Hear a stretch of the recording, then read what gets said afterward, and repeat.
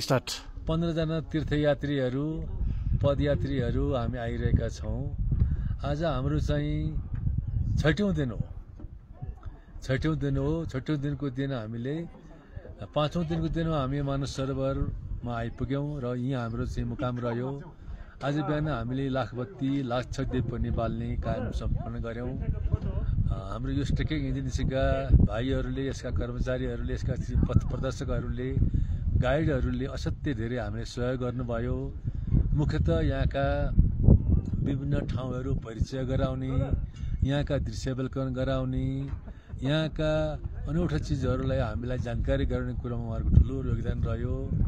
साथसाथै ठिक टाइममा हामीलाई खाना भोजनको चियापानीको व्यवस्था गरिदिने, उचित ठाउँमा वासस्थानको व्यवस्था गराउने कामबाट हामी असाध्यै प्रभावित भएका छौँ।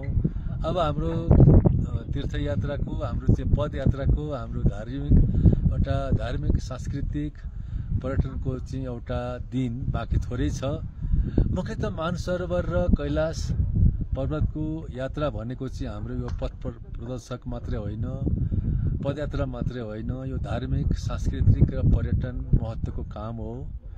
किनकि यो हाम्रो पूर्वीय सभ्यताको एउटा अत्यन्त महत्त्वपूर्ण विशेषता पनि हो।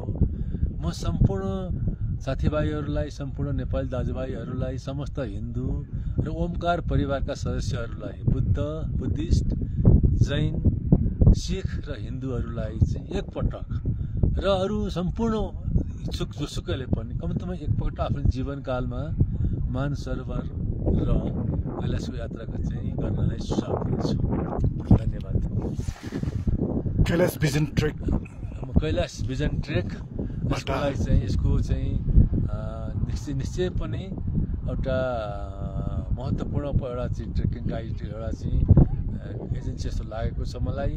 किनकि यिनीहरूले हामीलाई राम्रो सेवा उपलब्ध गराउनु भएको छ।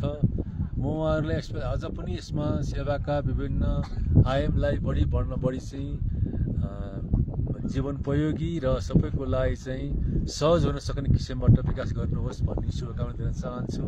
र उहाँहरूले पनि यसलाई विभिन्न ठाउँमा प्रचार प्रसार गरेर, देश विदेशमा प्रचार प्रसार गरेर, जहाँ ओमकार परिवारका सदस्य रहनु भएको छ उहाँहरू प्रचार गरेर यस यात्रालाई चाहिँ सबैमा पुर्याउन सक्ने, पहुँचयोग्य बनाउन सक्ने र खर्चको हिसाबले पनि, आगमनको हिसाबले पनि सबैलाई पहुँचयोग्य पुर्याउन सक्ने काममा उहाँहरू लाग्नु हुनेछ। हाम्रो तर्फबाट उहाँहरूलाई गर्नुपर्ने सहयोग हुँदैछ।